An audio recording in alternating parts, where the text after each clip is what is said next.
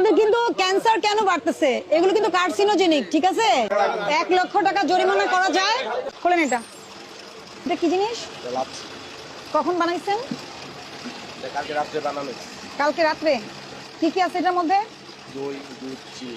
কেন আপনারা ইনস্ট্যান্ট বানিয়ে দেন না ব্লেন্ডারে? এটা কি আপনার যেই আসুক, লাচ্ছি দোকানে কি করে, সবাই তো ইনস্ট্যান্ট লাচ্ছি বানিয়ে দেয়, দইটা মিলিয়ে পানিটা বরফ দিয়ে। এই দই কি আপনারা বানান? কারখানা?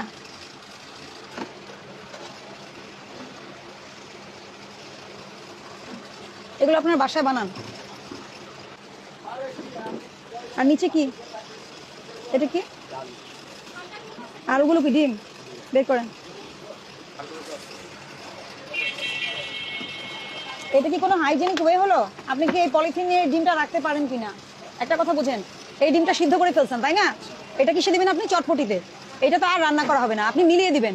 আপনি এভাবে কখনোই রাখতে পারবেন না, এখানে ব্যাকটেরিয়া গ্রো করবে, পলিথিন ইউজ করতে পারবেন না। আপনি বক্সে রাখেন, যে প্লাস্টিকের যে ঢাকনাওয়ালা বক্স আছে ওগুলোতে রাখেন। এটা কি কোনোভাবে পরিষ্কার? এটা কোনো খাবার রাখার ওয়ে না, আপনি এভাবে রাখতে পারবেন না। নিরাপদ খাদ্য আইনে স্পষ্ট করে বলা আছে আপনি কিভাবে খাবার রাখতে পারবেন না, পারবেন না। এটা সরান, উঠান। ময়লার বালতি ঢেকে রাখবেন, ডাস্টবিন ঢেকে রাখবেন। এটা কখন বানাইছেন?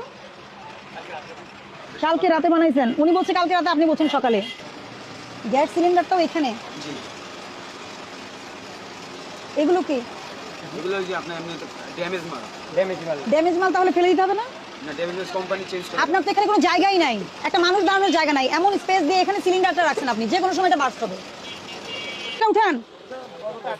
বরফে আটকে গেছে। এটা কি খাবার ব্যবহার করার জন্য প্লাস্টিক? এটা কিসের ড্রাম বলেন? আপনি বলেন কিসের ড্রাম, কোত্থেকে আনছেন? নিরাপদ খাদ্য আইনে স্পষ্ট বলা আছে আপনি খাবার কিসের সাথে রাখবেন, কিসের সাথে রাখবেন না, একদম স্পষ্ট নির্দেশনা আছে। কেমিক্যাল সেটা জানে, বলে যে কেমিক্যাল না। কেমিক্যালের ড্রামে কি সে লাচ্ছি ফালুদাগুলো রাখতে পারে কিনা? হ্যাঁ, এটা বরফ গলবে, এগুলো বের করবেন। দেখি, ধরেন। আলু কোথায় রাখছেন? গ্যাস সিলিন্ডারের ভিতরে।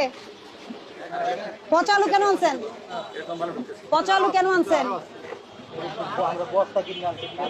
হ্যাঁ, তাহলে পচা হলে ফেলে দিবেন না। তাহলে এখানে এগুলো কি সিদ্ধ করছেন সব? পচা আলু আর ভালো আলু একসাথে সিদ্ধ করছেন?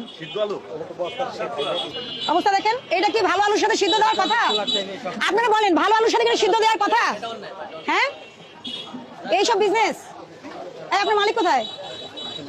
মালিক নাই মানে মালিককে ডাক দেন, ফোন করেন। আপনি কি করবেন? বস্তা থেকে যখন আলু বের করবেন থাকতে পারে পচা, পচা আলুটা আলাদা করে ফেলে দিবেন, ভালোটা সিদ্ধ দিবেন। এইটা কি আপনি কোনটা ভালো কে বলতে পারা যায় না? দেখেন আপনি কোনো, এটা কি ধরনের ভুল? না না, এটা কি ধরনের ভুল? এটা কি ধরনের ভুল? হ্যাঁ, তুমি আলুটা ফ্রেশ করে ধুইয়া তারপর সিদ্ধ করবা। কারণ কি? এটা তো রান্না করে আর খাচ্ছে না, এটা কিন্তু মিক্স করবে। তুমিও খাও, এটা তো অন্য মানুষ কেউ খাবেন না, কেউ খাবেন না। অবস্থাটা দেখেন আপনি। এটা কি না বোঝার সুযোগ আছে? ই দাও, লিফলেট দাও। আপনি কে কমিটিকে কথা দিচ্ছেন? হ্যাঁ, কথা দিচ্ছেন যে এটা শুধরাবে? 1 লক্ষ টাকা জরিমানা করা যায়, আমি 30,000 টাকা জরিমানা করলাম। দ্রুত ব্যবস্থা নেবেন, অর্ধেকও করিনি। এইটা আপনার জীবনের শিক্ষা এবং আপনার চারপাশে যতজন আছে সবার জন্য এটা শিক্ষা। আপনার মানে কি? আপনার প্রতিষ্ঠানের যারা কাজ করছেন সবার। মালিক যে সবসময় বলবে পচা আলু সিদ্ধ করতে, আমি বিলিভ করি না। এটা আপনার দায়িত্ব।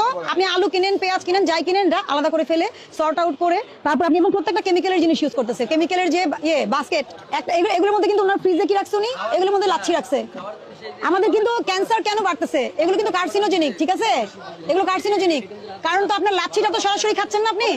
এই যে কেমিক্যালের যে আছে গ্যালন, এগুলোর মধ্যে রাখা। এগুলো করে কিন্তু কেউ বিজনেস করতে পারবে না। আপনার একটা টিম করেন, টিম করে দরকার হলে আমাদের সহযোগিতা নেন, নিরাপদ খাদ্য কর্তৃপক্ষের সহযোগিতা নেন। এত সুন্দর মার্কেট এই 4-5 জনের জন্য কিন্তু নষ্ট হয়ে যাবে।